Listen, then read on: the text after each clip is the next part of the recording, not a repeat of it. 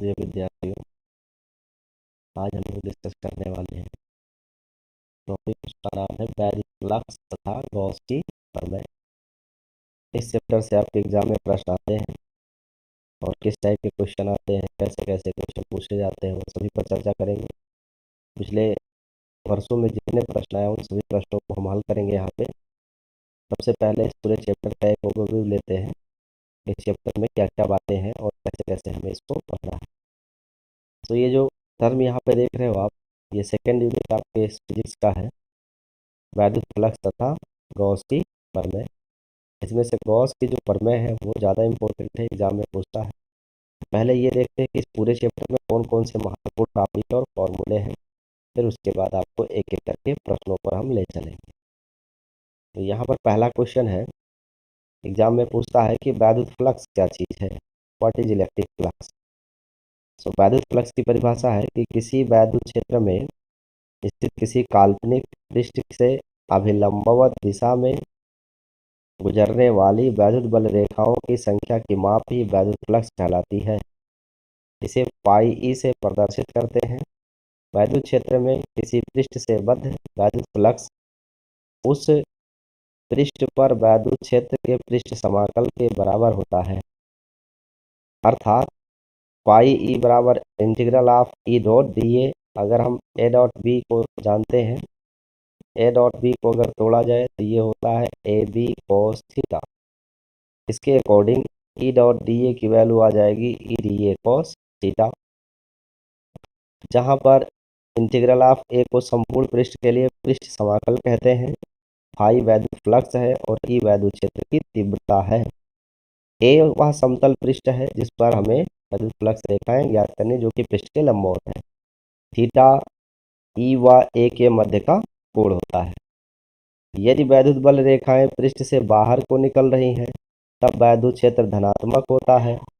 यदि वे पृष्ठ में प्रवेश कर रही है तब वैद्युत फ्लक्स ऋणात्मक होता है। यहाँ पर शब्द क्षेत्र नहीं फ्लक्स रहेगा, ध्यान में रखिएगा। तो अगर रेखाएं पृष्ठ में प्रवेश कर रही हैं तो वैद्युत फ्लक्स धनात्मक होगा, और अगर ये प्रवेश कर रही हैं पृष्ठ में तो ऋणात्मक होगा। इसका मात्रक न्यूटन मीटर स्क्वायर पर कूलाम स्क्वायर अथवा वोल्ट पर मीटर होता है। इसका विमीय सूत्र ml³ T⁻³ होता है। यह एक अदिश राशि है। अगला पॉइंट है, गॉसियन पृष्ठ किसे कहते हैं। तो ये नेक्स्ट टॉपिक है, गॉसियन पृष्ठ किसे कहते हैं। आवेश को परिबद्ध करने वाला कोई काल्पनिक बंद पृष्ठ उस आवेश का गॉसियन पृष्ठ कहलाता है। यानी आवेश को परिबद्ध करने वाला कोई भी काल्पनिक बंद पृष्ठ उस आवेश का गॉसियन पृष्ठ कहलाता है। गॉसियन पृष्ठ का उपयोग आवेश निकायों अथवा आवेशित पिंडों के कारण वैद्युत क्षेत्र की तीव्रता ज्ञात करने में किया जाता है, जहां कूलाम का नियम लगाना कठिन है। यानी जिस किसी भी प्रश्न के लिए कूलाम का नियम लगाना कठिन होता है, वहां गॉसियन पृष्ठ की कल्पना का उपयोग करके हम आसानी से बल का मान प्राप्त कर सकते हैं। ये दूसरा टॉपिक है इस चैप्टर का। तीसरा टॉपिक है गॉस की प्रमेय। गॉस की प्रमेय क्या है। किसी बंद पृष्ठ से गुजरने वाला वैद्युत फ्लक्स फाई ई उस पृष्ठ द्वारा परिबद्ध कुल आवेश का 1/ε0 गुना होता है, अर्थात पाई बराबर Q/ε0, या इस फाई को line integral of E D A is equal to Q/ε0 भी लिखा जाता है, जहाँ ε0 निर्वात अथवा वायु की वैद्युतशीलता है। अगला टॉपिक है आपका आवेश का वितरण, सतत आवेश वितरण। ऐसा निकाय जिसमें आवेश निकट रखे हों सतत आवेश वितरण कहलाता है। सतत आवेश वितरण 3 प्रकार का होता है। पहला रैखिक आवेश वितरण, जब आवेश एक समान रूप से एक रेखा पर वितरित होता है तो इसे रैखिक आवेश वितरण कहते हैं। दूसरा आपका है नेक्स्ट पॉइंट, रैखिक आवेश घनत्व लैम्डा बराबर dQ/dl होता है। इसका मात्रक कूलाम पर मीटर स्क्वायर है। दूसरा है पृष्ठ आवेश वितरण, जब आवेश किसी पृष्ठ के क्षेत्रफल पर वितरित होता है तो इसे पृष्ठ आवेश वितरण कहते हैं। किसी पृष्ठ के लिए आवेश घनत्व सिग्मा बराबर डी क्यू बटा डी एस होता है, जहाँ डी एस पृष्ठ का क्षेत्रफल और डी क्यू पृष्ठ के उपस्थित आवेश की मात्रा है। इसका मात्रक कूलम पर मीटर स्क्वायर होता है।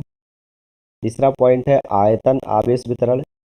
अब आयतन आवेश वितरण का तात्पर्य हुआ एकांक आयतन में उपस्थित आवेश की मात्रा। तो एग्जाम में ऐसे आप लिखोगे, जब आवेश किसी आयतन पर वितरित होता है तो इसे आयतन आवेश वितरण कहते हैं। आवेश कहाँ वितरित हो?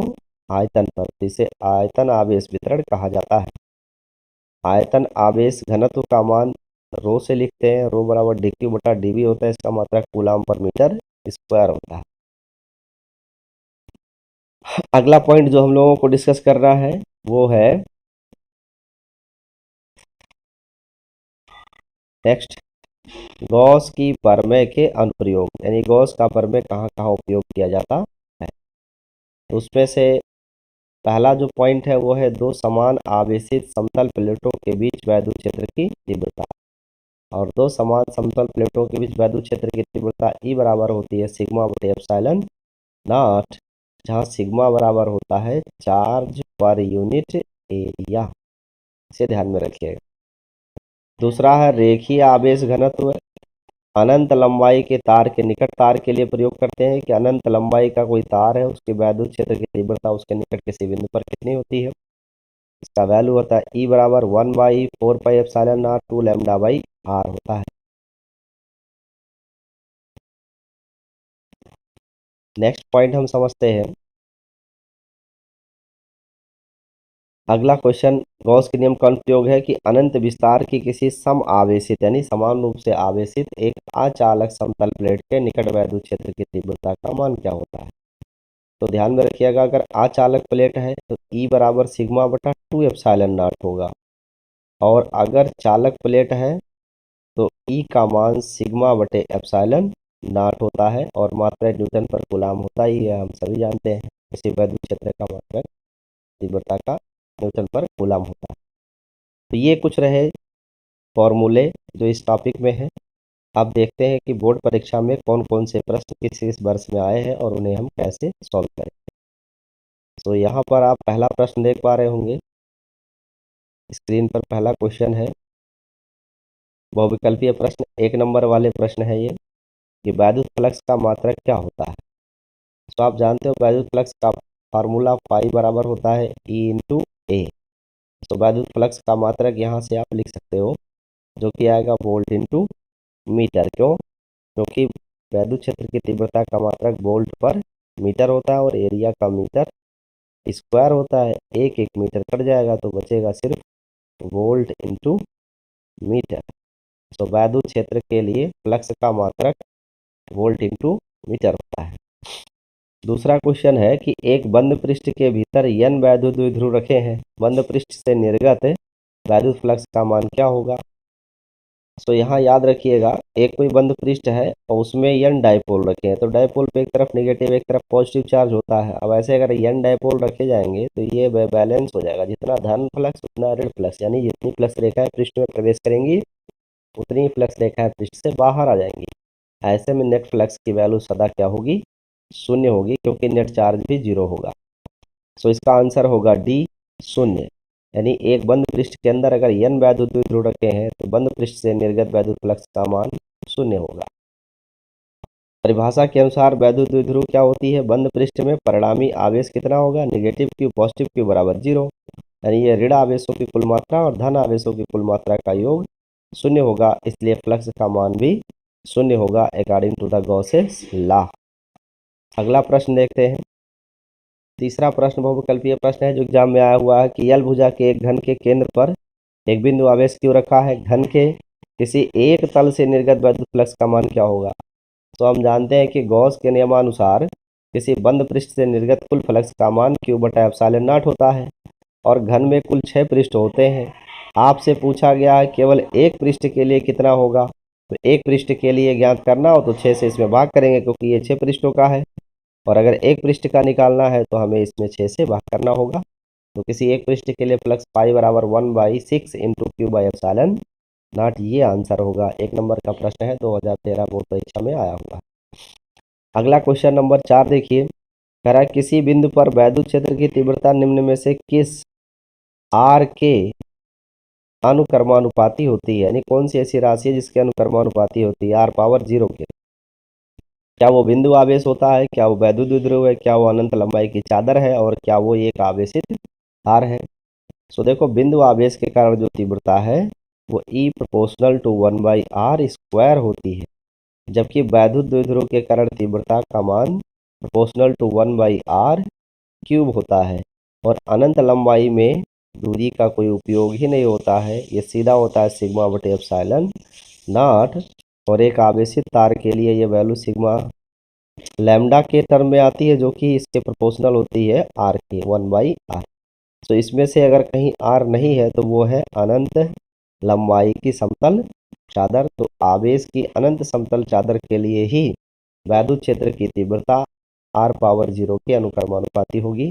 इसका आंसर है सी। थोड़ा टेक्निकल क्वेश्चन है, ध्यान में रखिएगा। चलते हैं अगले प्रश्न की तरफ। पांचवा प्रश्न बोर्ड एग्जाम का है कि दो प्लेटें जिनमें प्रत्येक का क्षेत्रफल कैपिटल ए है, छोटी दूरी स्मॉल डी पर एक दूसरे से समांतर रखी गई है। यानी ऐसे दो प्लेटें हैं, दो प्लेटें और एक दूसरे के समांतर रखी गई है जिनके बीच की दूरी डी है। कह रहा उन पर आवेश की मात्रा प्लस क्यू और माइनस क्यू है। प्लेटों के बीच के स्थान में वैद्युत क्षेत्र का मान क्या होगा। तो दो समांतर प्लेटों के बीच में वैद्युत क्षेत्र की तीव्रता एक कांस्टेंट राशि होती है, जो होती है सिग्मा बटे एप्सिलॉन नॉट। ये हम सभी जानते हैं, जब एक तरफ पॉजिटिव और एक तरफ नेगेटिव चार्ज हो तब ऐसी परिस्थिति बनती है। तो इसका आंसर होगा सिग्मा बटे एप्सिलॉन नॉट, और इसकी वैल्यू एरिया के लिए डिवाइड कर देंगे तो क्यू बाई ए आ जाएगा, अर्थात सिग्मा बटे sigma into F Q by A, अर्थात इसका सही आंसर है A, Q by epsilon naught. अब ये क्यू कैसे हो गया, क्योंकि सिग्मा बराबर क्यू बटा ए होता है, तो सिग्मा को हटा के यहाँ क्यू लिखेंगे और बटा ए, तो ए का एप्सिलॉन नॉट में गुणा हो जाएगा, तो ई का मान हो जाएगा क्यू बटा epsilon not a. Next question की तरफ चलते हैं जो एग्जाम में आया हुआ है। देखते हैं क्या है ये क्वेश्चन। एक नंबर वाले प्रश्न है, अतुलघुत्तरीय प्रश्नों पर चर्चा करेंगे। अतुलघुत्तरीय प्रश्नों में पहला प्रश्न है कि स्थिर विद्युत्की में गॉस के नियम का उल्लेख करो, और या गॉस की प्रमेय क्या है इसको लिखो। तो ये एक नंबर का प्रश्न है, इसलिए सिर्फ आपको इसमें स्टेटमेंट लिखना है, गॉस के नियम का डिराइव नहीं करना है।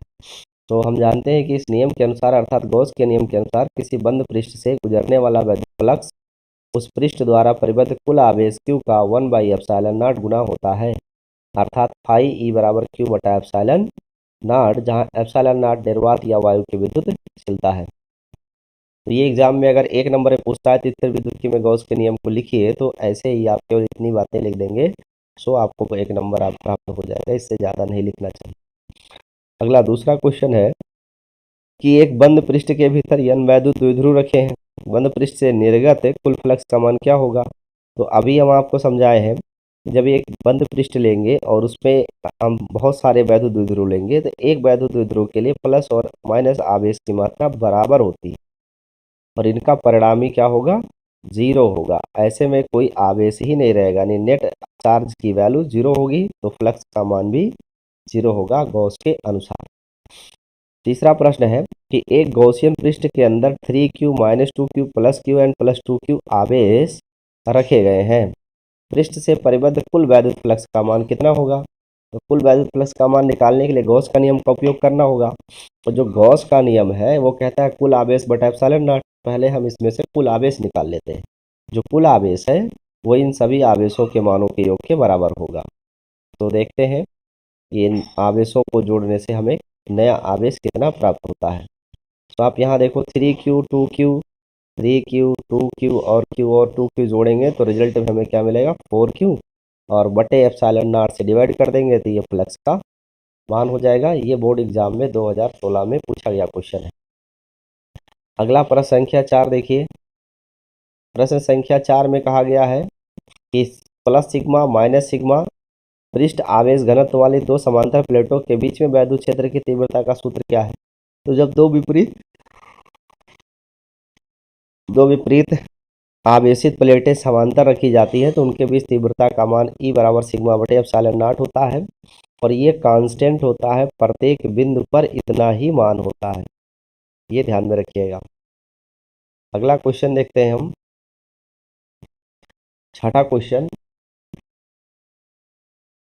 लघु उत्तरीय प्रश्न संख्या 1 है, लेकिन ये ध्यान में रखिएगा 2 नंबर में आता है। तो 2 नंबर में आएगा तो कैसे सॉल्व करेंगे, ये क्वेश्चन ध्यान में रखिएगा। 1 नंबर के प्रश्न कभी आप हल किए, जितना एग्जाम में पूछा जाए सिर्फ उतना ही हल करना है, उससे ज़्यादा स्टेटमेंट लिखने से आपको ज़्यादा नंबर नहीं मिलने वाले। इसलिए जितना प्रश्न पूछा जाता है सिर्फ उतने का ही उत्तर हमें देना है एग्जाम में। तो यहाँ क्वेश्चन किया गया है कि एक खोखला बेलन है और उसके भीतर क्यू कूलाम का आवेश स्थित है। यदि बेलन के वक्रीय पृष्ठ से 5 वोल्ट इंटू मीटर का वैद्युत फ्लक्स संबंधित हो, तब बेलन के किसी एक समतल पृष्ठ से कितना वैद्युत फ्लक्स संबंधित होगा। तो आप चित्र में देख पा रहे होंगे, यहाँ एक बेलन बना हुआ है। इस बेलन के इस सिरे के लिए फ्लक्स φ1, इसके जस्ट अपोजिट सिरे के लिए φ2 और यहाँ पे φ और φ लिखा गया है। गॉस की प्रमेय के अनुसार खोखले बेलन से बद्ध फ्लक्स φ का मान Q बटा एप्सिलॉन नॉट होगा। बेलन के वक्रीय पृष्ठ पर वैद्युत फ्लक्स φ वोल्ट इंटू मीटर होगा। इस वक्रीय पृष्ठ की बात कर रहा है यहाँ पे, ये वक्रीय पृष्ठ के लिए फ्लक्स है। अतः बेलन के पृष्ठ से निर्गत कुल फ्लक्स का मान φ प्लस φ1 प्लस φ2, वक्रीय पृष्ठ का हमने φ मान लिया है, ये φ1 है और ये φ2 है, और φ तीनों को यहाँ पे जोड़ लेंगे।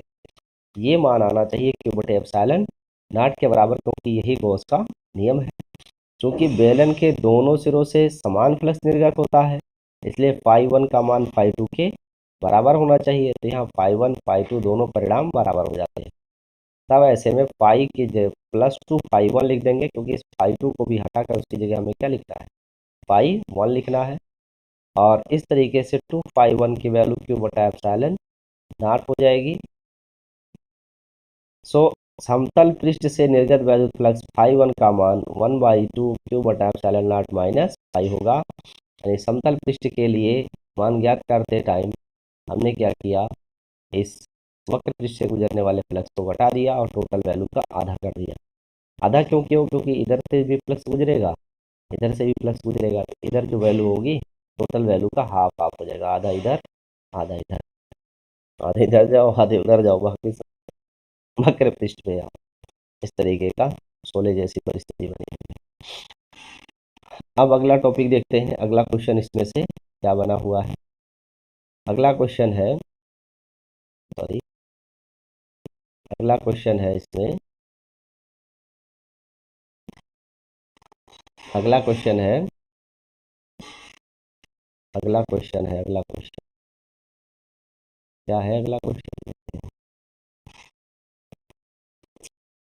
गॉस के नियम की सहायता से किसी बिंदु आवेश के कारण किसी बिंदु पर वैद्युत क्षेत्र की तीव्रता का व्यंजक प्राप्त कीजिए। ये क्वेश्चन 2 नंबर का है, इसलिए पूरा डेरिवेशन करना ही होगा। उत्तर में मान लेते हैं बिंदु O पर आवेश Q स्थित है, यहाँ पर केंद्र पर, जिसके कारण स्मॉल r दूरी पर कोई बिंदु है जहाँ पर हमें वैद्युत क्षेत्र की तीव्रता ज्ञात करनी है। हम बिंदु O पर केंद्र मानकर स्मॉल r त्रिज्या के गोलीय गॉसियन पृष्ठ की कल्पना करते हैं, जिस पर बिंदु P स्थित है। यदि ds एक अल्पांश क्षेत्र है, यानी ये पूरा क्षेत्रफल एक लघु क्षेत्र है, तो अल्पांश क्षेत्र पर निर्गत वैद्युत फ्लक्स का मान सबसे पहले ज्ञात करेंगे। और वैद्युत फ्लक्स अगर अल्पांश क्षेत्रफल लिए हो तो अल्पांश ही मिलेगा, यानी लघु क्षेत्र ही मिलेगा, तो लघु फ्लक्स मिलेगा। डी फाई ई बराबर vector E dot vector D S. But यहाँ पे हम वेक्टर यूज नहीं करेंगे, क्यों, क्योंकि थीटा की वैल्यू क्या है 0 और कॉस 0 की वैल्यू होती है 1, इसलिए फ्लक्स सीधा लिखा जाएगा ई डॉट डी एस, क्योंकि इसके साथ जो कॉस आएगा उस कॉस की जगह वैल्यू 1 हो जाएगी। परंतु गॉस के नियम से बंद पृष्ठ से निर्गत कुल फ्लक्स का मान Q बटा एप्सिलॉन नॉट होता है। तो ये जो समीकरण 1 और समीकरण 2 दिख रहे हैं, इन दोनों के LHS बराबर है, इसलिए RHS को भी बराबर कर दिया जाएगा। E डॉट डी एस का इंटीग्रल बराबर हो जाएगा Q बटा एप्सिलॉन नॉट। चूंकि गोलीय पृष्ठ के प्रत्येक बिंदु पर वैद्युत क्षेत्र पृष्ठ के लंबवत त्रिज्या दिशा में बाहर की ओर होगा, अतः प्रत्येक बिंदु पर अल्पांश क्षेत्रफल भी इसी दिशा में होगा, जिसके लिए थीटा का मान 0 है। तो संपूर्ण मान के लिए हम इंटीग्रेट कर देंगे ई डॉट डी एस को इज इक्वल टू Q बटा epsilon naught according to Gauss's law. अब पुनः चूंकि गोलीय पृष्ठ का प्रत्येक बिंदु आवेश q से समान दूरी पर है, अतः पृष्ठ के प्रत्येक बिंदु पर वैद्युत क्षेत्र की तीव्रता का मान एक समान होगा। इसलिए E को हम इस समाकलन से बाहर कर लेंगे, क्योंकि E एक स्थिर राशि है। E बाहर हो गई, ओनली इंटीग्रल ऑफ ds बराबर q बटा एप्सिलॉन नॉट। अब इस ds का मतलब हुआ संपूर्ण पृष्ठीय क्षेत्रफल, और संपूर्ण पृष्ठीय क्षेत्रफल का मान 4 पाई r स्क्वायर होगा। So we have E into 4 pi r square बराबर q बटा एप्सिलॉन नॉट, क्योंकि ds संपूर्ण बंद गोलीय गॉसियन पृष्ठ का क्षेत्रफल है जिसकी त्रिज्या स्मॉल r है, तो वैल्यू आएगी 4 पाई r स्क्वायर। यहाँ से हम 4 पाई r स्क्वायर को पक्षांतर कर लेते हैं, तब वैल्यू आएगी E बराबर 1 by 4 pi epsilon not q बटा r स्क्वायर, और ये जो 1 बाई 4 पाई एप्सिलॉन नॉट है इसको हटा के k भी लिख सकते हैं, तो k क्यू बटा r स्क्वायर ये इसका एक व्यंजक है।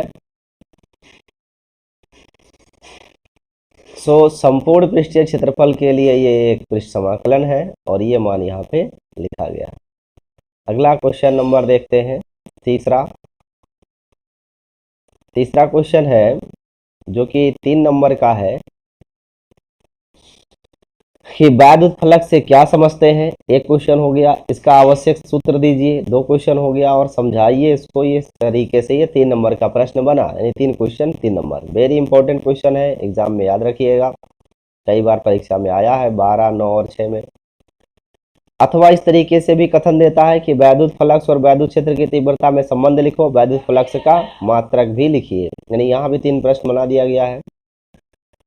सो हम जानते हैं वैद्युत फ्लक्स क्या चीज है कि वैद्युत क्षेत्र में स्थित किसी काल्पनिक पृष्ठ से क्षेत्रफल से अभिलंबवत दिशा में गुजरने वाली वैद्युत बल रेखाओं की संख्या की माप ही वैद्युत फ्लक्स कहलाती है। इसे फाई ई से प्रदर्शित करते हैं। मान लेते हैं एक असमान वैद्युत क्षेत्र में एक स्वच्छ पृष्ठ स्थित है जिसका क्षेत्रफल dA है, और पृष्ठ अवयव dA को एक क्षेत्रफल वेक्टर dA के रूप में निरूपित कर सकते हैं, जिसका परिमाण अवयव क्षेत्रफल EDA होगा। इसकी दिशा सदैव पृष्ठ के लंबवत बाहर की ओर होती है। अब मान लेंगे कि पृष्ठ अवयव जो dA है इस पर स्थित वैद्युत क्षेत्र की तीव्रता E है, तब अदिश गुणन E डॉट dA ही अवयव से होकर जाने वाला वैद्युत फ्लक्स कहलाएगा। अब अगर हमें संपूर्ण पृष्ठ से गुजरने वाला फ्लक्स चाहिए तो हमें इस EDA का समाकलन करना होगा।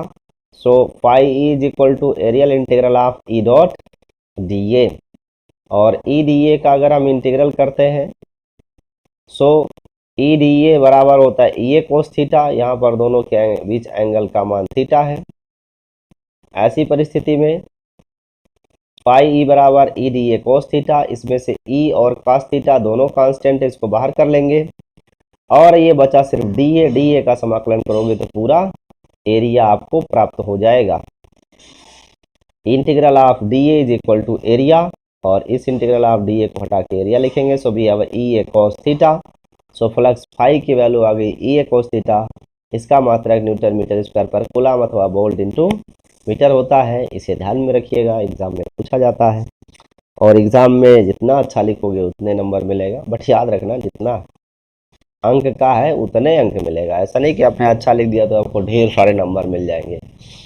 तो ये ध्यान में रखो कि एग्जाम में जब भी आप प्रश्न हल करते हो तो जितना पूछा जाए उतना ही उत्तर दीजिए, अनावश्यक रूप से लिखने से आपको नंबर नहीं मिलने वाले, इस बात को याद रखिएगा। अनावश्यक रूप से फालतू में लिखने से कोई नंबर आपको मिलने वाला नहीं है, इसलिए जो एग्जाम में पूछा जाए वही आप एग्जाम में क्वेश्चन किया करिए। सभी क्वेश्चन के उत्तर पूछे गए प्रश्न के अनुसार ही लिखिए, ये नहीं कि आपको आता है तो आपने पूरी किताब ही छाप लिया वहाँ पे, उससे आपको कोई फालतू के नंबर मिलने वाले नहीं है। मैं लगातार आज 7-8 वर्षों से काफ़ी चेक कर रहा हूँ बोर्ड की, और इसलिए मैं आपको ये सलाह देता हूँ कि फालतू का स्टेटमेंट मत लिखिए, जो पूछा गया है सीधा सीधा उस प्रश्न का उत्तर दीजिए। जैसे अब यहाँ देखिए प्रश्न संख्या चौथा 3 नंबर का प्रश्न है। क्या पूछा है कि गॉस के नियम की सहायता से एक आवेशित लंबे तार के निकट वैद्युत क्षेत्र की तीव्रता का व्यंजक प्राप्त करिए। तो पहले गॉस के नियम की सहायता से एक आवेशित तार लेना है और उसके निकट किसी बिंदु पर व्यंजक प्राप्त करना है, वो भी वैद्युत क्षेत्र की तीव्रता का। तार का रेखीय घनत्व आपको दिया हुआ है लैम्डा कूलाम पर मीटर। सो मान लेंगे ये एक तार है। अनंत लंबाई का मतलब आप समझते हो, अनंत लंबाई का मतलब तार की लंबाई इतनी हो कि वो वैद्युत क्षेत्र से थोड़ा बाहर हो, ऐसे ही तार को अनंत लंबाई का तार कहते हैं, या अति लंबाई भी कहा जाता है इसे। तो मान लेते हैं ए भी एक अति लंबा तार है और एक समान रूप से आवेशित है, अर्थात इसके प्रत्येक बिंदु पर आवेश की मात्रा समान है, ऐसे को बोलते हैं एक समान रूप से आवेशित चालक। सो यहाँ से जिसके प्रति एकांक लंबाई पर आवेश लैम्डा का मान q बटा एल है, इसे रेखीय आवेश घनत्व कहते हैं। बेलन के अक्ष से स्मॉल r दूरी पर कोई बिंदु P स्थित है, जहाँ आवेशित बेलन के कारण वैद्युत क्षेत्र की तीव्रता E हमें ज्ञात करनी है। इसके लिए आवेशित बेलन के समाक्षीय को एक्सियल एल लंबाई तथा स्मॉल r त्रिज्या का एक दूसरा बेलनाकार तल खींचा जाएगा, जिसे हम क्या कहते हैं, गॉसियन पृष्ठ या काल्पनिक पृष्ठ कहते हैं। सीढ़ी खींचते हैं जो P से होकर गुजरता है, इससे समतल सिरे अक्ष के लंबवत हो जाते हैं। इस पूरे स्टेटमेंट को आप इस चित्र में देख समझने का प्रयास करिए। ये ओरिजिनल आपका ये तार है, यहाँ तक अनंत लंबाई का है, और इससे स्मॉल r दूरी पर हमें वैद्युत क्षेत्र की तीव्रता मान लो यहाँ निकालनी है। तो इस r त्रिज्या का एक गॉसियन पृष्ठ यहाँ पे क्या किया गया है, इसे खींचा गया है। ये जो गॉसियन पृष्ठ है, इस गॉसियन पृष्ठ के ऊपरी सिरे पर आप देखो तो क्षेत्रफल वेक्टर और वैद्युत क्षेत्र दोनों एक दूसरे के लंबवत है। थीटा की वैल्यू यहाँ क्या है, 90 है। ऐसे में फ्लक्स फाई का मान इस पृष्ठ के लिए भी 0 होगा, और सेम वही परिस्थिति यहाँ डाउनवर्ड डायरेक्शन में भी है, यहाँ भी थीटा का मान 90 है। सो फ्लक्स का मान यहाँ भी 0 होगा।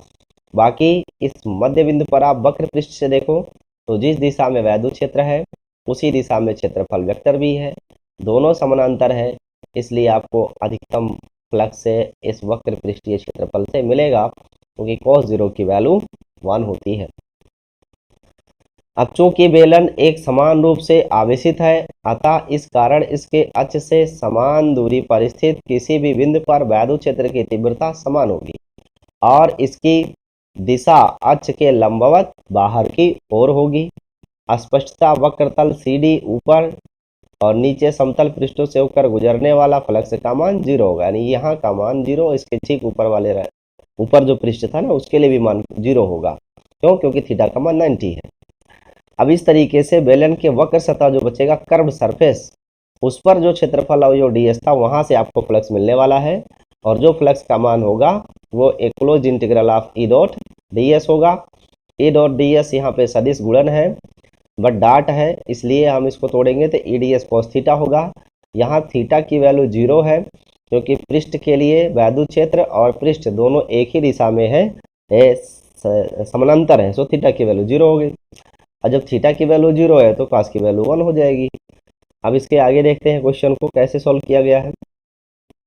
देखो बोर्ड परीक्षा में ये क्वेश्चन आते हैं भाई, प्रीवियस ईयर के क्वेश्चन है, आ सकते हैं, इसलिए ध्यान में रखिएगा। अतः जो संपूर्ण गॉसियन पृष्ठ से गुजरने वाला फ्लक्स है वो सिर्फ बचेगा EDS, क्योंकि cos की वैल्यू 0 हो चुकी है। और जब cos की वैल्यू 0 हो चुकी है तो सिर्फ बचेगा क्या, EDS ही तो बचेगा। अब इसे EDS का हमें इंटीग्रल वैल्यू निकालना है, जहां पर आप ये जो देख रहे हो 2πRL, ये वेलन का क्या है, वक्र पृष्ठ है।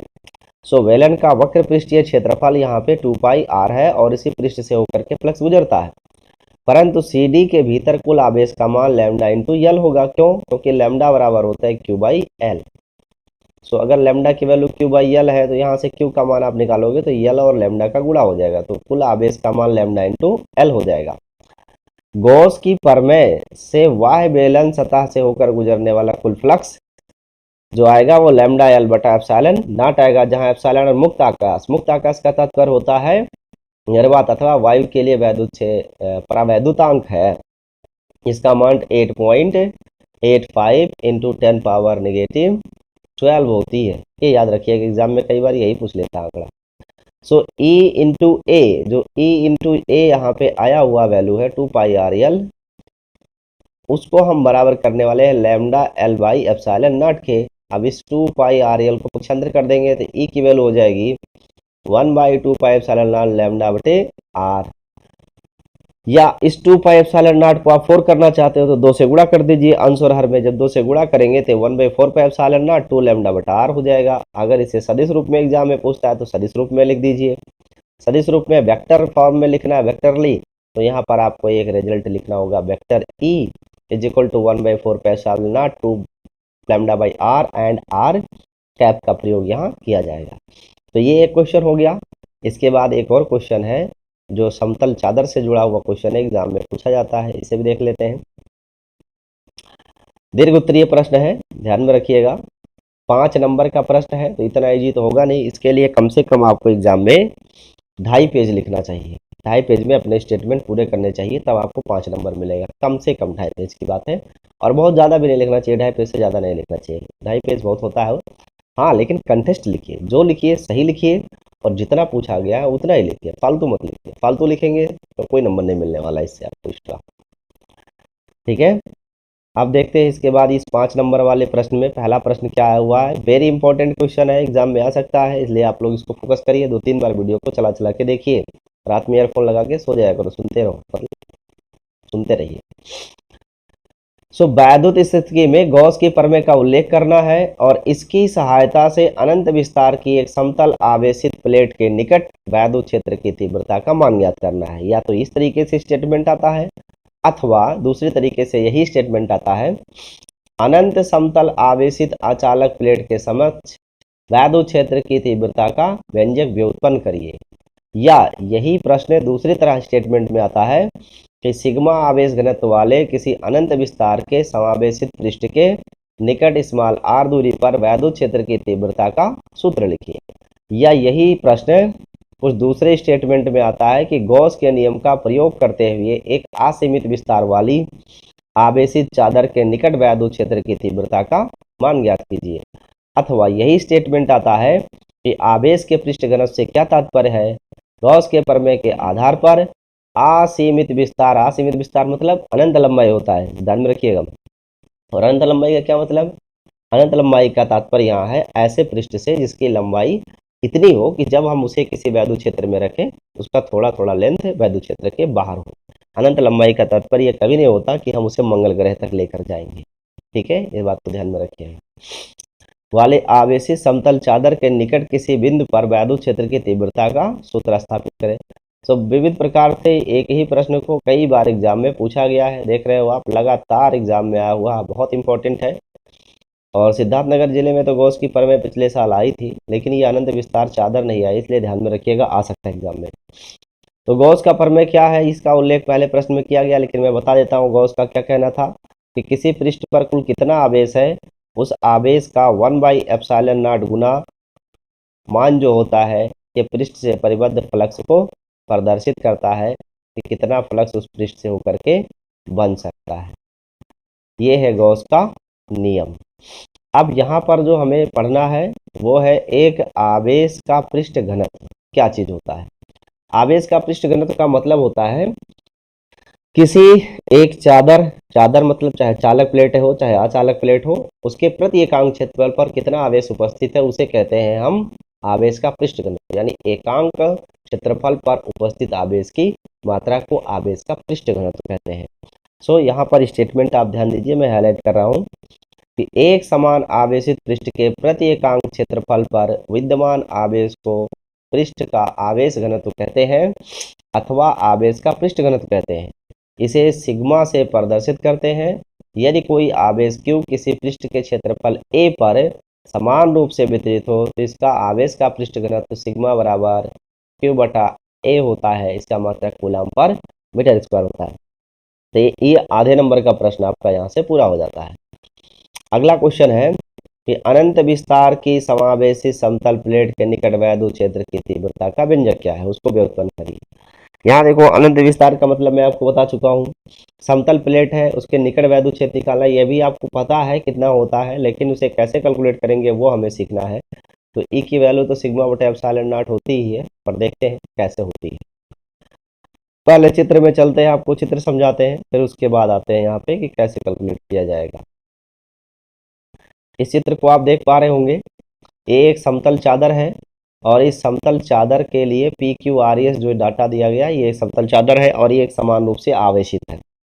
इस समतल चादर में एक क्रॉस सेक्शन एरिया लिया गया लघुअवयव क्षेत्रफल A, और इसके एक दाईं तरफ और एक इसके बाईं तरफ, यानी राइट साइड में और लेफ्ट साइड में दो सरफेसेस का निर्माण किया गया है जो कि गॉसियन बेलन है। गॉसियन क्यों? क्योंकि कैलकुलेट करने के लिए गॉसियन पृष्ठ खींचा जाता है और गॉसियन पृष्ठ एक काल्पनिक पृष्ठ होता है जिससे होकर के वैद्युत बल रेखाएं गुजरती है और उन्हीं वैद्युत बल रेखाओं की संख्या का मान निकाल करके हम वैद्युत फ्लक्स का मान ज्ञात करते हैं। सो मान लेते हैं, माना कि चादर के दूसरी ओर जो बिंदु O के सम्मित एक बिंदु O डैश है, यानी इस O के सम्मित एक बिंदु O डैश यहाँ दिया हुआ है। इस चादर के आर पार एक गॉसियन बेलन की कल्पना की गई है और इसके चारों तरफ यानी इस लेफ्ट में भी राइट में भी गॉसियन पृष्ठ की कल्पना की गई है। मान लेते हैं बेलन के प्रत्येक सिरे का क्षेत्रफल क्या है? कैपिटल ए है। चादर अनंत विस्तार की है, अतः चादर के समीप दोनों और सभी बिंदुओं पर वैद्युत क्षेत्र ई का परिमाण समान और दिशा जो है वो चादर के अविलंबवत बाहर की ओर होगी। यदि चादर धनावेशित है तो बाहर की ओर होगी और अगर ऋणावेशित होगी तो दोनों अंदर की ओर होते दिशाएं। अतः बेलन के सिरों से होकर गुजरने वाला वैद्युत फ्लक्स फाई का मान होगा ईडीए यानी एक इस सरफेस के लिए और एक इस सरफेस के लिए। तो ईडीए यहाँ पे हुआ, ईडीए यहाँ पे हुआ, दोनों स्थिति में थीटा का मान क्या है? 0 है। नेक्स्ट पॉइंट इसका आगे सॉल्व करते हैं।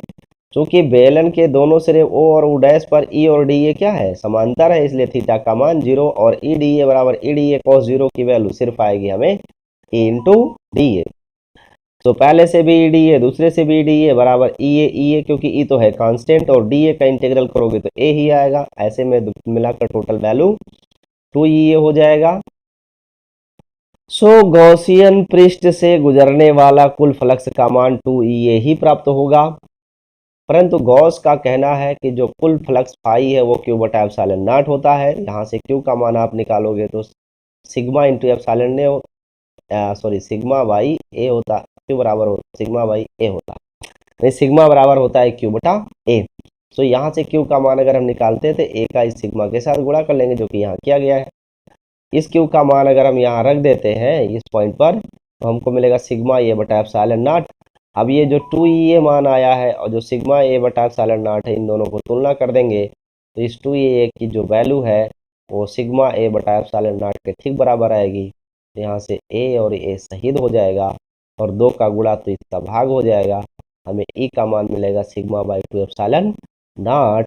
इस उपरोक्त सूत्र में आर नहीं है, अतः चादर के निकट सभी बिंदुओं पर वैद्युत क्षेत्र की तीव्रता एक समान होगी। इसीलिए अभी एक क्वेश्चन ऑब्जेक्टिव में लिखे थे ना कि किसके 0 आर की पावर 0 कौन होता है?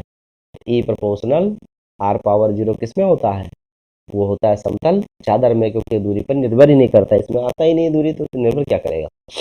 अतः स्पष्ट है कि धन आवेशित अचालक चादर के समीप किसी बिंदु पर वैद्युत क्षेत्र की दिशा चादर के लंबवत तथा चादर से दूर की ओर ऋण आवेशित चादर के समीप किसी बिंदु पर वैद्युत क्षेत्र की दिशा चादर के लंबवत चादर की ओर दिष्ट होती है। ये हो गया आपका एक 5 नंबर का प्रश्न। इसे अच्छे से याद रखिएगा, एग्जाम में पूछा गया तो इसका आंसर जरूर करिएगा और जितना पूछा जाए उतने करिएगा। मैं बार बार बता रहा हूँ, फालतू का एग्जाम में आपको लिखने से कुछ नंबर मिलने वाला तो नहीं है, ये मेरा कथन याद रखिएगा। जो पूछा जाए वही एग्जाम में आंसर करना है आपको। अब चलते हैं अगले क्वेश्चन पर, वो भी 5 नंबर का ही प्रश्न है। दूसरा क्वेश्चन लॉन्ग क्वेश्चन है।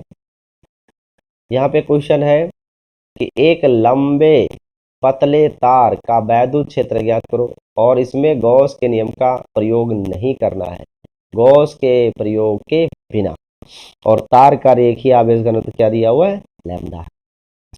संकेत ये है कि इसमें आप कूलाम का नियम प्रयोग कर सकते हो। देखो जहाँ कूलाम का नियम नहीं लगता है वहाँ गॉस का नियम प्रयोग करते हैं। अब अगर कह रहा है गॉस का नियम ना लगाओ तो निश्चित है कि हमें कूलाम के नियम का उपयोग करना होगा, और कूलाम का नियम आप जानते ही हो, वैद्युत क्षेत्र से संबंधित कूलाम का नियम। तो ये एनसीईआरटी का क्वेश्चन है, याद रखिएगा। कैसे सॉल्व करेंगे, पहले चित्र से समझते हैं। मान लेते हैं एक पतला तार है जिसका रेखीय आवेश घनत्व लैम्डा ऑलरेडी दिया ही हुआ है, मैं मान लेता हूँ कि लैम्डा है।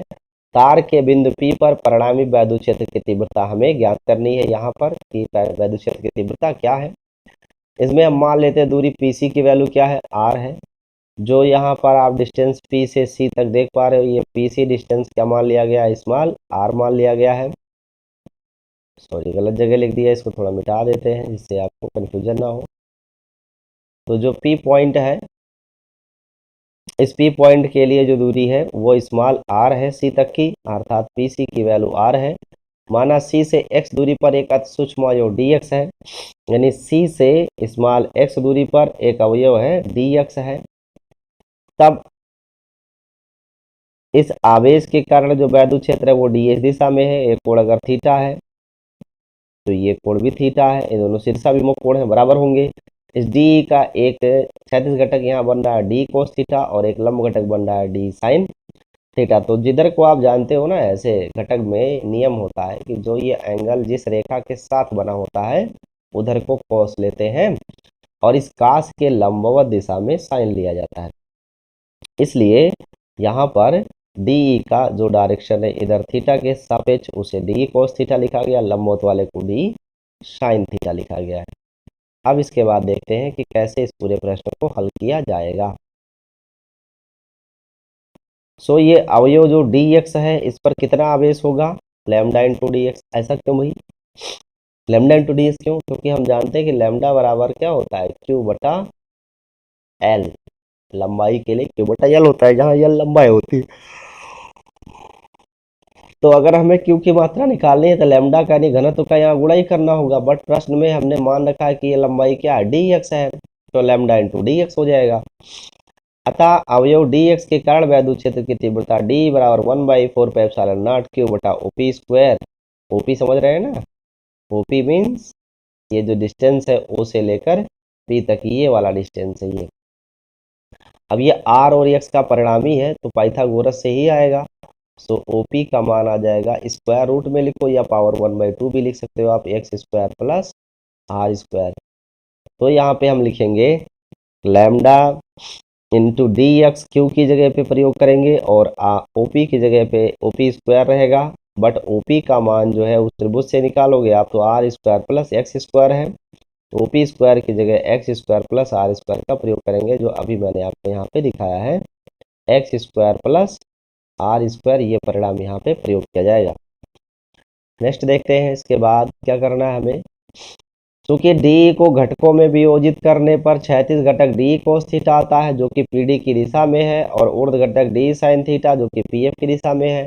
ऊर्ध्व घटक एक दूसरे को निरस्त कर देंगे, केवल जो क्षैतिज घटक है वही प्रभावी होगा। और एक बात ध्यान में रखना कि वैद्युत क्षेत्र वाले इस पहले चैप्टर में ज्यादातर के लंब घटक समाप्ति हो जाते हैं, लंब घटक से गणना नहीं की जाती है। जो गणना की जाती है मुख्य रूप से वो मुख्य रूप से गणना की जाती है क्षैतिज घटक के द्वारा, इसलिए लंब घटक का उपयोग हम यहाँ पर नहीं करेंगे। हम प्रयोग किसका करेंगे, क्षैतिज घटक का, क्षैतिज घटक का उपयोग किया जाएगा। ठीक है, देखते हैं कैसे इसे सॉल्व किया जाएगा और अधिक रूप से।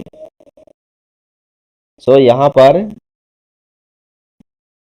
टेन थीटा की वैल्यू हो जाएगी x बटे आर, जो कि इस चित्र में आप देख रहे हो। टेन थीटा का मान हो जाएगा, इस तरीके से बनाएंगे अगर हम, तो ये पॉइंट आपका C है, ये P है, ये O है, और ये एंगल थीटा ऑलरेडी है ही। तो टेन थीटा बराबर x बटे आर, तो x की वैल्यू r टेन थीटा आ जाएगी।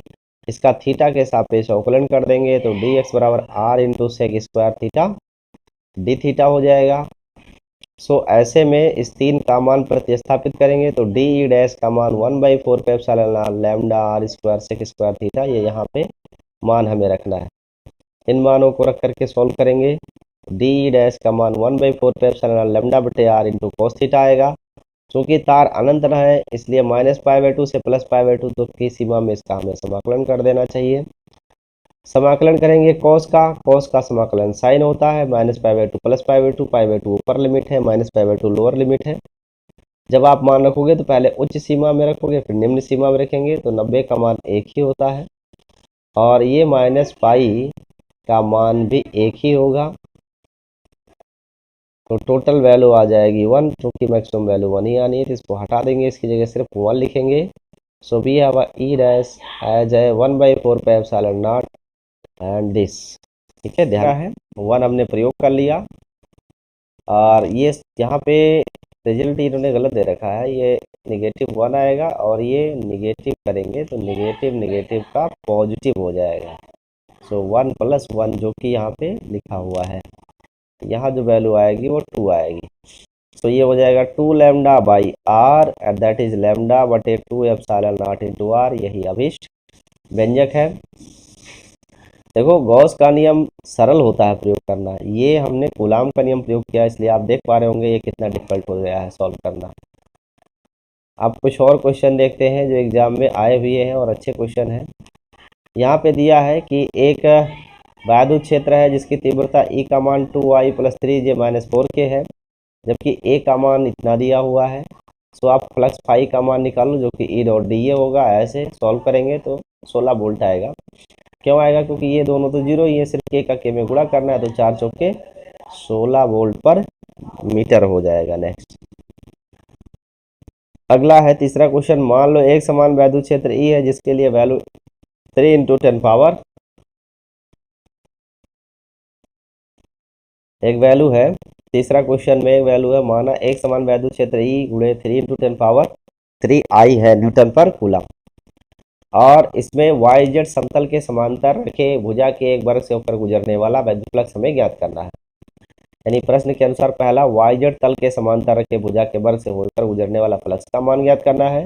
दूसरा है, यदि वर्ग को x अक्ष के सापेक्ष 60 अंश के कोण पर स्थापित कर दिया जाए तब फ्लक्स का मान क्या होगा, ये बताओ।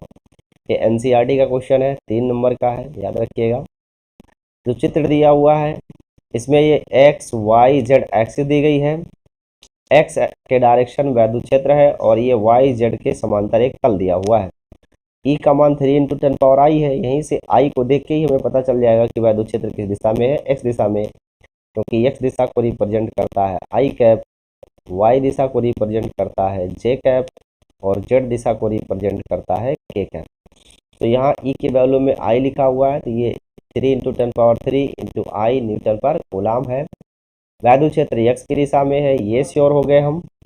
चूंकि पृष्ठ वाई जेड तल में है, ये जो तल आप देख रहे हो वाई जेड तल में है, इसलिए क्षेत्रफल वेक्टर एक्स दिशा में होगा। निश्चित है, अगर कोई ऐसे पृष्ठ बना होगा इस तरीके से, तो इस पृष्ठ के लिए जो रेखा होगी वो लंबवत बाहर की ओर होगी क्षेत्रफल वेक्टर। तो क्षेत्रफल वेक्टर और वैद्युत क्षेत्र दोनों ही समान दिशा में दिख रहे हैं, इसलिए थीटा का मान यहाँ 0 प्रयोग कर लेना है।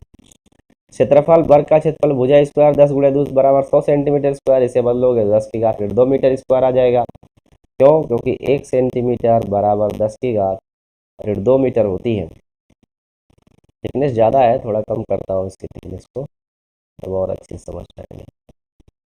सो क्षेत्रफल वेक्टर के लिए s बराबर हमें मान मिल गया 10 पावर -2 × i, क्योंकि ये i दिशा में क्षेत्रफल वेक्टर है अर्थात x दिशा में है, सो यहाँ पे x लिखा गया है। वैद्युत फ्लक्स के सूत्र के अनुसार फाई का मान ई डॉट डी एस होना चाहिए और ई डी एस बराबर होता है ई कॉस थीटा, यहाँ वेक्टर होगा, ध्यान में रखिएगा। अब यहाँ थीटा की वैल्यू 0 है, इसलिए कॉस 0 की वैल्यू 1 हो जाएगी, तो परिणाम मिलेगा सिर्फ E into S. So flux phi का मान ई की वैल्यू और ए की वैल्यू का गुणा कर देंगे, तो ये -2 और 3 और 2 में से अंतर 1 आएगा, जो बचेगा 10 का गुणा कर देंगे 3 × 30, क्योंकि 3 घात में से 2 घात यहाँ कम हो जाएगी, एक पॉजिटिव और एक नेगेटिव है। अगला है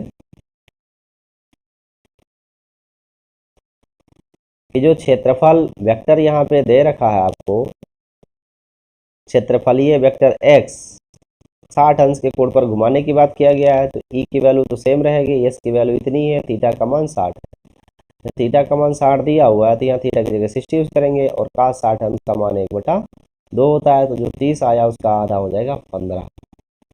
देखो √3/2 से कंफ्यूज मत होना, √3/2 साइन 60 का होता है, cos 60 का मान 1/2 ही होता है, तो cos 60 की जगह 1/2 प्रयोग कर लेना है।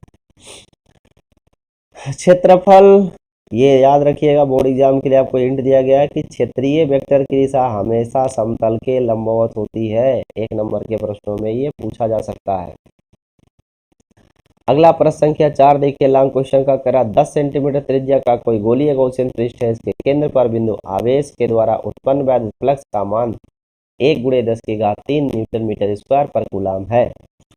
पहला, यदि गॉसियन पृष्ठ की त्रिज्या 2 गुनी कर दी जाए तब पृष्ठ से कितना फ्लक्स गुजरेगा। तो हम जानते हैं पृष्ठ से गुजरने वाले फ्लक्स की मात्रा में कोई बदलाव नहीं होगा, क्योंकि पृष्ठीय जो क्षेत्रफल है उस क्षेत्रफल के मान पर फ्लक्स निर्भर नहीं करता। फ्लक्स निर्भर करता है इस बात पर कि उस पृष्ठ से कितना फ्लक्स निकल रहा है, ये निर्भर करता है इस बात पर कि पृष्ठ पर कितना आवेश उपस्थित है, और उस पृष्ठ पर उपस्थित आवेश की सहायता से ही हम फ्लक्स निकालते हैं। ये गॉस का नियम है, फाई बराबर क्यू बाई एप्सिलॉन नॉट, और ये बताता है कि यह केवल आवेश पर निर्भर करता है, ये त्रिज्या पर, दूरी पर, क्षेत्रफल पर निर्भर नहीं करता बच्चों, ठीक है। तो यहाँ से हम फाई का मान क्यू बटा एप्सिलॉन नॉट कहेंगे और बोलेंगे कि हम जानते हैं कि गॉसियन पृष्ठ से गुजरने वाला वैद्युत फ्लक्स पृष्ठ की त्रिज्या पर निर्भर नहीं करता, अतः यदि गॉसियन पृष्ठ की त्रिज्या को दोगुनी कर दी जाएगी तो भी वैद्युत फ्लक्स का मान अपरिवर्तनीय ही रहेगा। यह केवल आवेश पर निर्भर करता है, त्रिज्या पर निर्भर नहीं करता। अगला क्वेश्चन समझते हैं। सेकंड क्वेश्चन था कि अगर फ्लक्स का मान 1 × 10⁻³ न्यूटन मीटर स्क्वायर पर कूलम है और त्रिज्या 10 है तो आवेश कितना होगा। तो जब हमको यहाँ पर फ्लक्स का मान दे दिया है, त्रिज्या दे दिया है, तो फ्लक्स पाई बराबर क्यू बाई एप्सिलॉन नॉट का प्रयोग करेंगे। क्यू बराबर हो जाएगा पाई इंटू एप्सिलॉन नॉट। इसमें इस त्रिज्या की कोई आवश्यकता नहीं है, क्योंकि गॉस के नियम में यही एक अच्छाई है कि दूरी का प्रयोग नहीं करना होता है। सो क्यू का मान आ जाएगा -1 × 10⁻3, 8 × 8.85, 10⁻12। एप्सिलॉन नॉट का मान रख के इसको गुणा कर लेंगे तो परिणाम आएगा ऋण 8.85 × 10⁻9 कूलम। यही है इसके केंद्र पर उपस्थित आवेश की मात्रा। अगले प्रश्न की तरफ चलते हैं। जो अगला प्रश्न है आंकिक प्रश्न, लॉन्ग क्वेश्चन ये भी है, आप जानते हो। पहला प्रश्न यहाँ दिया हुआ है कि स्थिर वैद्युतिकी में एक क्षेत्रफल वेक्टर ई का मान 2y + 4j + 7k है। इसके लिए पृष्ठ क्षेत्रफल का मान 10j है, तो बताओ कितना फ्लक्स इससे बाहर जाएगा। ये 2017 का क्वेश्चन है। सो हम जानते हैं फ्लक्स फाई बराबर ई डॉट डी एस होता है, यानी अदिश गुणन ही करना है, और अदिश गुणन में सिर्फ जे का जे से गुणा करना है और किसी का कोई गुणा नहीं करना है। तो इस 4 का हम 10 से गुणा करेंगे तो 4 दहाइम 40 वोल्ट इंटू मीटर हमें प्राप्त हो जाएगा। यही आंसर है। आपको कई बार बता चुके हैं कि आई डॉट आई हो या जे डॉट जे हो या के डॉट के हो, इसकी वैल्यू सदा 1 आती है। लेकिन अगर कहीं पर आई डॉट जे लिख दिया आपने या जे एंड के यूज कर लिया तो इसकी वैल्यू 0 हो जाती है। यही रूल है सॉल्व करने का साधारण नियम। अगला है कि एक वैद्युत क्षेत्र में फ्लक्स के परिभाषित करना है और वैद्युत फ्लक्स का आपको मात्रक भी लिखना है, जबकि एक समान वैद्युत क्षेत्र का मान भी दिया हुआ है वोल्ट इंटू मीटर, और में पृष्ठ के क्षेत्रफल का मान भी दिया हुआ 4k। तो अब की बार केवल इसके से हमें गुणा कर लेना है और कुछ नहीं लिखना है यहाँ पे। सो जो परिणाम आएगा सिर्फ 4 का 4 से गुणा करना है, 16 आएगा, एंड हेंस बच्चों आंसर 16 वोल्ट इंटू मीटर हो जाएगा। अब चलते हैं अगले क्वेश्चन पर, और अगला क्वेश्चन कुछ इस तरीके से है।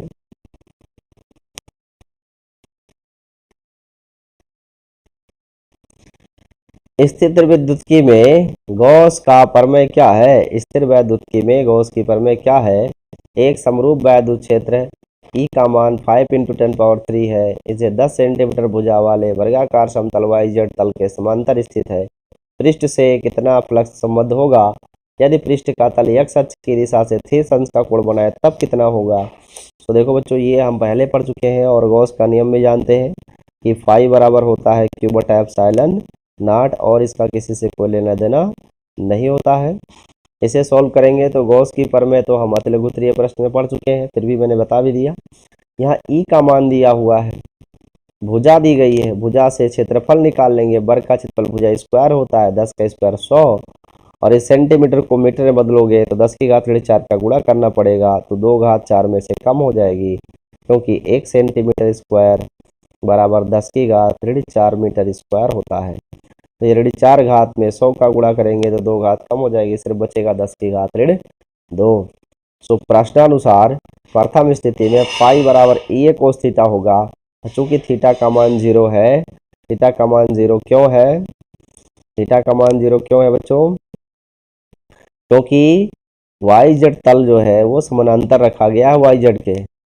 ऐसे में जो क्षेत्रफल वेक्टर है और जो वैद्युत क्षेत्र की तीव्रता है, ये दोनों एक ही दिशा में आ जाते हैं। और cos 0 का मान 0 हो जाता है, सॉरी 1 होता है, थीटा का मान यहाँ 0 है। तो ऐसे में 5 इंटू 10⁻³ 10⁻⁻2 cos 0, और ये 3 पावर में से 2 पावरलेस हो जाएगी, सिर्फ 1 पावर बचेगी। आंसर आएगा 50 न्यूटन मीटर स्क्वायर पर कूलम। अगली बार कहा है स्थिति में ई डॉट डी ए की वैल्यू क्या है, जबकि 30 अंश के कोण पर उसे रखा गया था। तो थीटा का मान 90 में से 30 घटाकर 60 हमें प्राप्त हो जाएगा। और cos 60 की वैल्यू 1/2 होती है। सो 5 इंटू 10⁻³ इंटू 10⁻⁻2 और cos 60 प्रयोग करेंगे। 5 गुणे 10 की घात 3 गुणे 10 की घात 2 cos 60 अंश का मान 1/2। 3 घात से 2 घात कट गई, 1 घात बचेगा, 1 का 5 में गुणा करेंगे 50 आएगा, 50 का आधा करोगे 25 न्यूटन मीटर स्क्वायर पर कूलम। यही वैद्युत क्षेत्र की तीव्रता का मात्रक भी है और इतना मान आएगा। अगला क्वेश्चन है छठवां, 2 नंबर का प्रश्न है, 2 मार्क का क्वेश्चन है, याद रखिएगा कि 4500 फ्लक्स रेखाएं किसी निश्चित आयतन के क्षेत्र के भीतर जा रही हैं और 2500 फ्लक्स रेखाएं बाहर आ रही हैं। उस क्षेत्र के भीतर कितना आवेश है? देखो 4500 रेखा अंदर जा रही है, 2500 रेखा बाहर आ रही है, तो परिणामी रेखा कितनी होगी? जो अंदर जाएगी जो बाहर आएगी, उनके लिए आप जानते हो चिन्ह विपरीत होते हैं। जो पृष्ठ में प्रवेश करती है उसके लिए हम चिन्ह को प्रयोग करते हैं ऋणात्मक, और जो पृष्ठ से बाहर जाती है उसके लिए चिन्ह प्रयोग करते हैं धनात्मक। तो ऐसे में क्षेत्र से बाहर निकलने वाला कुल वैद्युत फ्लक्स फाई, क्षेत्र से बाहर निकलने वाली फ्लक्स रेखाओं की संख्या माइनस क्षेत्र के भीतर निकलने वाली रेखाओं की संख्या में परिवर्तन करने से हमें प्राप्त होगा। सो यहाँ पर हमने परिवर्तन किया और हमें परिणाम मिला है टोटल 2500 माइनस 4500 बराबर -2000। ऋण चिन्ह बता रहा है कि आवेश ऋणात्मक होगा, इस पृष्ठ पर जो भी आवेश होगा वो ऋणात्मक होगा बच्चों। अगला पॉइंट है यहाँ पर कि आवेश कितना होगा, तो फ्लक्स फाई बराबर Q बटा एप्सिलॉन नॉट होता है, तो Q की वैल्यू हो जाएगी फाई इंटू एप्सिलॉन नॉट। अब यहाँ फाई का मान आपको रखना है और एप्सिलॉन नॉट का मान रखना है और दोनों को गुणा कर देना है। आंसर 1.77 गुणे 10 की घात 8 कूलम आएगा। इस तरीके से क्षेत्र के भीतर 1.77 गुणे 10 की घात 8 कूलम का आवेश उपस्थित होगा। ऐसे सॉल्व करेंगे। अगला प्रश्न संख्या 7 कहा गया है कि 2 बड़ी है पतली धातु की प्लेट एक दूसरे के बहुत निकट रखी हुई है और वे प्लेटें समांतर, यानी 2 प्लेटें ऐसे हैं और वो एक दूसरे के बहुत निकट है और समांतर है। प्लेटों पर विपरीत प्रकार के आवेश पृष्ठ घनत्व, यानी एक का पृष्ठ घनत्व अगर धनात्मक है तो दूसरा का पृष्ठ घनत्व ऋणात्मक है, ऐसा प्रश्न में दिया गया है। इनके परिमाण भी दिए हैं 17 गुणे 10 की घात 22 प्रति कूलम पर मीटर स्क्वायर। प्लेटों के बीच वैद्युत क्षेत्र की तीव्रता का मान ज्ञात किया। हम जानते हैं प्लेटों के बीच वैद्युत क्षेत्र की तीव्रता E बराबर सिग्मा बटा एप्सिलॉन नॉट होता है। सिग्मा का मान हमें दिया ही है, एप्सिलॉन नॉट का मान 8.85 रख करके यहाँ भाग कर देंगे। 8.5 का डबल 17 लगभग 1.92 और गुणे 10 की घात 10 आएगा, क्योंकि 22 में से ये 12 घट जाएगा तो आएगा 10 कूलम। अब देखते हैं यहाँ पे अगला क्वेश्चन 8वां। एक अनंत लंबाई के एक समान आवेशित सीधे तार का रैखिक आवेश घनत्व लैम्डा का मान 10 गुणे 10 की घात 8 कूलम पर मीटर है। तार से 2 सेंटीमीटर दूरी पर तीव्रता का मान क्या होगा? सो रैखिक आवेश की दूरी r का मान 2 सेंटीमीटर है। मीटर में बदलने के लिए 2 का यहाँ पे गुणा किया गया, जबकि रैखिक आवेश, ये आवेग नहीं है बच्चों, ये आवेश है।